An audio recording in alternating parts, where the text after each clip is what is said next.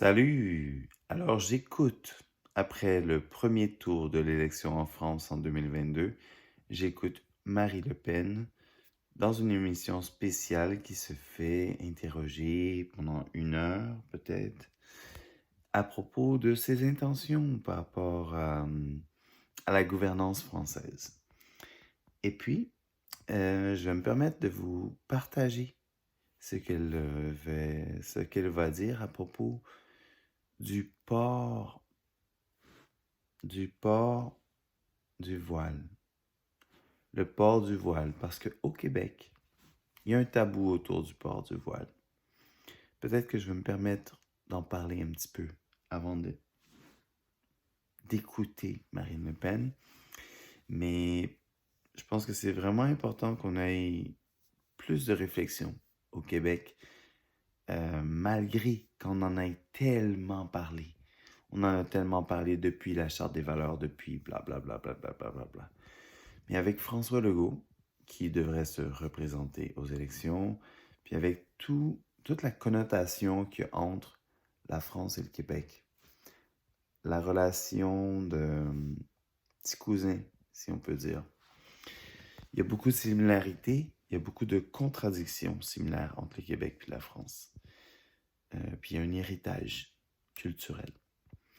Puis, justement, c'est intéressant parce que Marine Le Pen va nous parler de la différence entre être musulmane et islamiste. Et je ne veux pas trop donner de crédit à Marine Le Pen, mais je peux seulement reconnaître que ici au Québec, le peuple québécois francophone est peut-être pas vraiment outillé pour connaître qu'est-ce que vraiment la culture musulmane, qu'est-ce que la religion musulmane, qu'est-ce que l'islam, qu'est-ce que l'islamisme. J'ai l'impression qu'il y a beaucoup de confusion par rapport à tout ça. Puis, pour dire un petit mot à propos du port du voile, aussi dans un but de compréhension mutuelle, puis de ne pas être dans l'amnésie par rapport à notre histoire au Québec. Je pense que c'est important de se rappeler qu'il y a un passé religieux au Québec, dans la culture canadienne, française, donc francophone. Euh, la culture religieuse a été fort importante depuis la conquête anglaise, surtout, même avant, durant la colonisation, mais surtout depuis la conquête anglaise. Ici, la survie du français, la survie de l'identité puis de la culture francophone, canadienne-française, et je ne dirais pas québécoise, parce que c'était plutôt la culture de la Nouvelle-France, en fait, qui a survécu, la culture francophone, canadienne-française. Euh, Elle a survécu grâce à la religion, malgré tous les malfaits, comment est-ce que je pourrais dire, malgré toute la gravité, toute l'horreur que la religion a pu, premièrement, euh, j'ai la misère à m'exprimer dans des bons mots, mais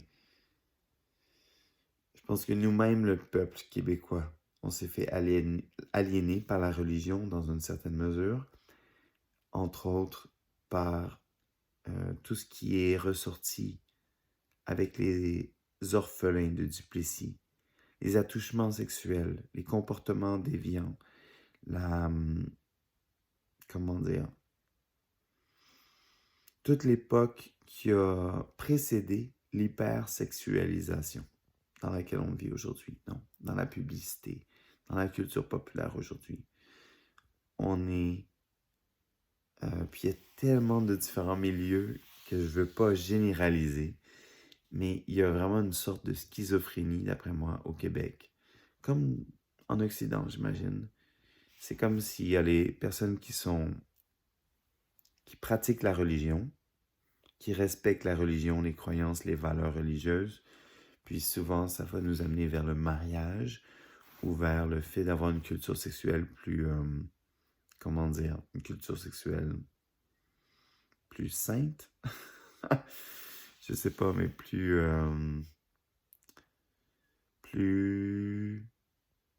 réservée, comment dire, plus stricte. Je ne sais pas trop comment dire. Et d'un autre côté, on peut imaginer une culture sexuelle plus libre ou plus hors religion. Spirituelle peut-être, peut-être athée, peut-être whatever, peut-être sadomasochiste, qui sait. Mais on se comprend que dans le contexte d'aujourd'hui, il y a différents milieux, il y a différentes cultures. Les fils ne se touchent pas en chacune des cultures, on s'exclut. Parce qu'il y a vraiment des pratiques, des mœurs qui nous opposent dans la société, dans le peuple québécois, comme dans le peuple partout en Occident, comme dans le reste du monde, j'imagine. Mais particulièrement en Occident, les pays européens, l'Angleterre, le Canada, les États-Unis, je sais pas, d'autres pays du Commonwealth. Mais c'est clair pour moi qu'il y a un tabou relatif à la sexualité puis aux pratiques sexuelles. Puis que d'un autre côté, il y a un tabou dans l'Église aussi, parce qu'il y a des actes sexuels, pédophilie, attouchement, des choses vraiment graves comme viol, je veux dire, ça va jusqu'au meurtre, non? C'est pas des thèmes vraiment intéressants à parler, mais c'est des thèmes nécessaires à adresser. Puis, je suis allé loin avec tout je suis allé loin avec tout ça, mais disons que ça fait partie du bagage religieux du Québec qui a mené aussi, je crois, à la Révolution tranquille au Québec, qui a mené au fait qu'au Québec, les églises sont vides, si je peux dire, ou que ce sont des communautés religieuses, des communautés culturelles qui sont pas traditionnellement canadiennes-françaises, qui peuplent les églises aujourd'hui au Québec. Puis donc, je pense que mon point est compris. J'ai pas besoin d'en parler plus. Mais donc, ce que je vois, c'est que dans la culture francophone, à un certain moment, le voile est devenu signe d'oppression. Puis à ce moment-là, qu'est-ce qu'on savait de l'islam? Qu'est-ce qu'on savait de la culture musulmane? Je pense qu'on n'en connaissait pas tellement.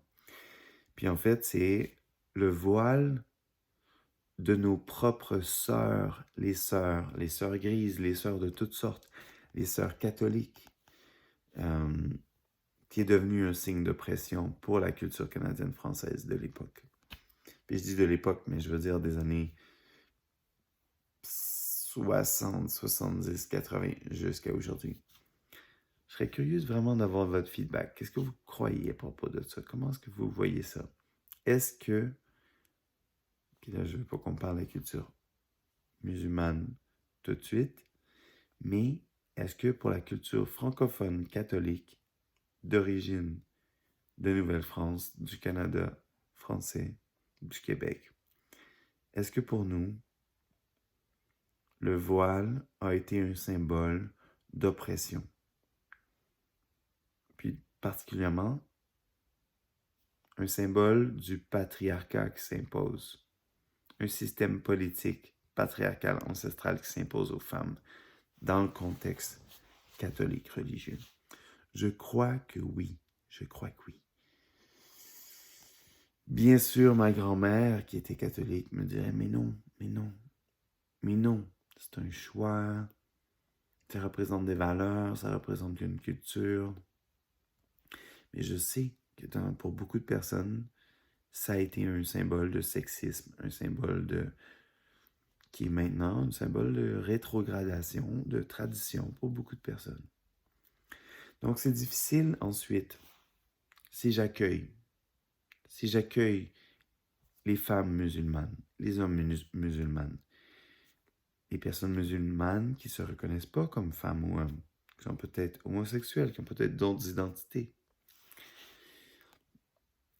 Est-ce qu'on se comprend que il y a un tabou face au voile qui précède la connaissance de la culture musulmane au Québec. Je crois qu'on peut s'entendre tout le monde là-dessus. Ensuite, j'aimerais dans mon cœur que, en toute conscience, on puisse être libre de faire des choix, peu importe de quelle culture on vient. Peu importe si on est né au Québec, peu importe si on a immigré ici, qu'on soit de première, de deuxième famille d'immigration, ou que ce soit de 10e famille d'immigration. Que ça ne fait pas de différence, qu'on devrait être libre de choisir ce qu'on veut. Puis que dans ce sens-là, on devrait être libre de porter le voile si c'est ce qu'on veut. Puis qu'on devrait être libre de ne pas le porter si c'est ce qu'on veut. Si on essaie de trouver qu'est-ce qui est commun entre, disons, des personnes qui s'opposent.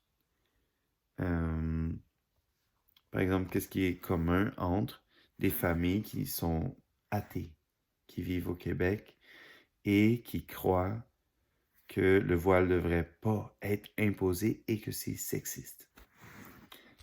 Puis d'un autre côté, des personnes qui vivent ici soit depuis plusieurs générations ou qui viennent d'arriver et qui croient que le voile, ça fait partie de leur culture, que ça exprime de manière symbolique leurs valeurs, puis que c'est peut-être même une forme de pour lutter contre l'hypersexualisation.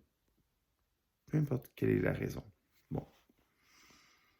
On a des cultures différentes, des milieux différents. Qu'est-ce qu'il y aurait de similaire qui peut nous regrouper? Est-ce que c'est pas ce qu'on devrait rechercher si on pense à vivre ensemble et à partager une culture de la paix? Ensuite, je reviens à la question du voile, puis à la question et au fait que François Legault va être élu à la fin du 2022, non? Sera-t-il élu? Peut-être que non. Mais je reviens aussi à la question de la charte des valeurs, les différentes lois pour protéger la langue française. J'ai envie de parler de la langue française.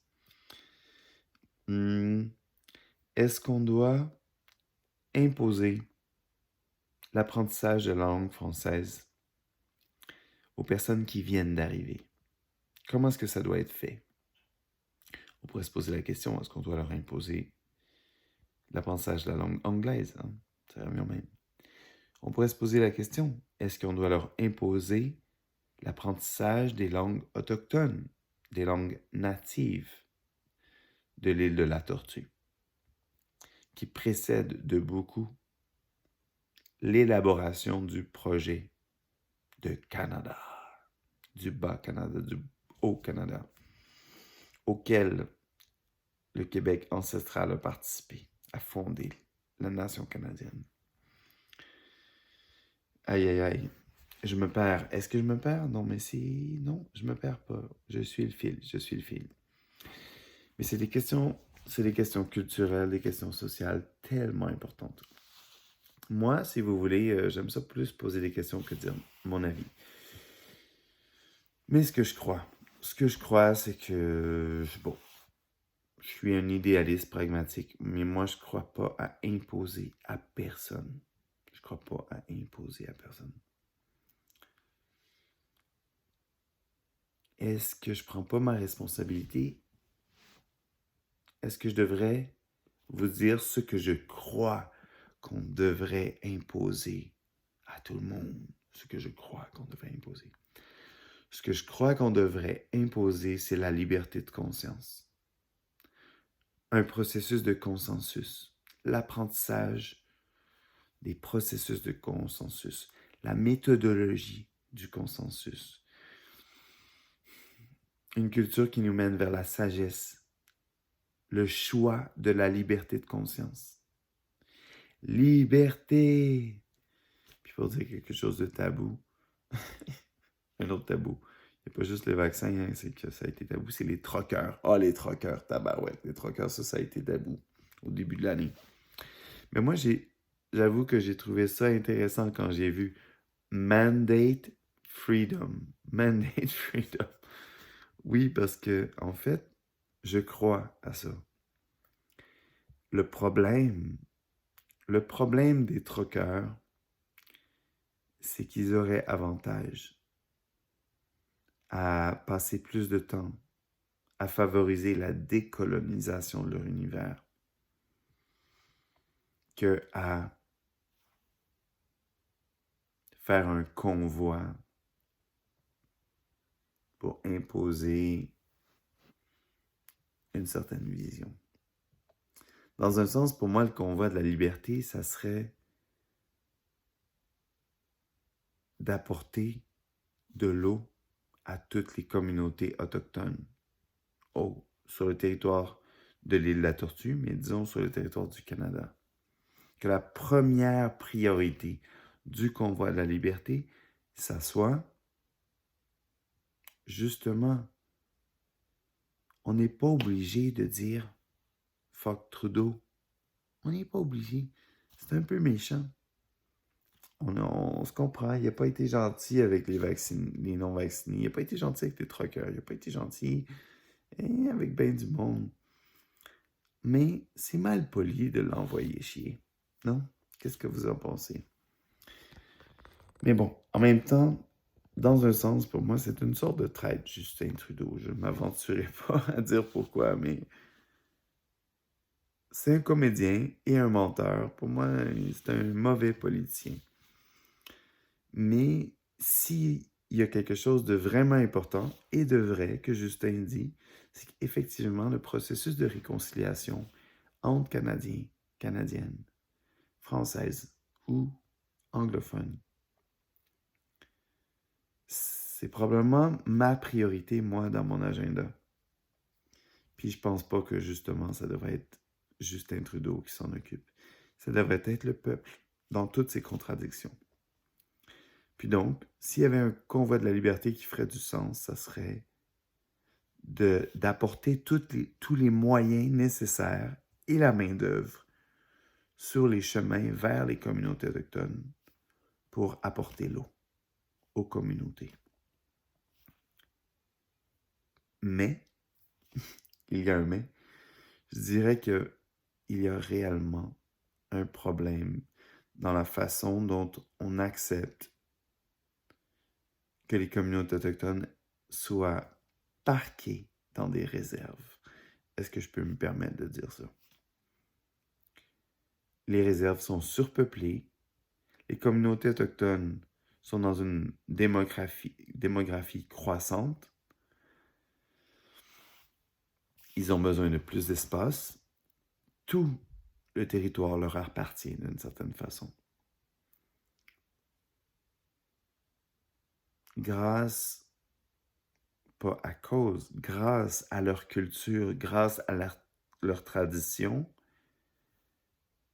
ils n'ont pas la même, ils et elles n'ont pas la même conception de la propriété privée que nous. Elles ne croient pas que nous possédons la terre.